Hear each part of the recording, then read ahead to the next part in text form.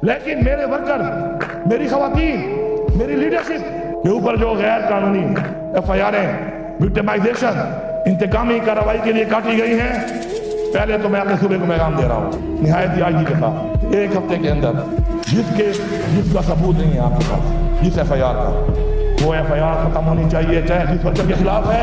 اگر ایک ہفتے کے اندر یہ ایف آئی آر ختم نہ کی گئی تو جس نے غلط ایف آئی آر کی ہے، میں اصلاح کا موقع ضرور دے رہا ہوں۔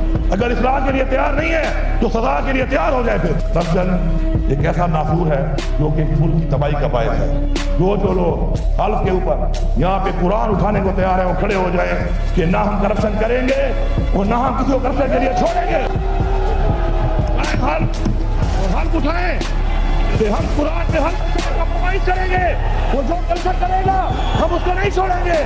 کسی کی جرات نہیں ہے وہ آپ سے رشوت لے، کیونکہ رشوت لینے والا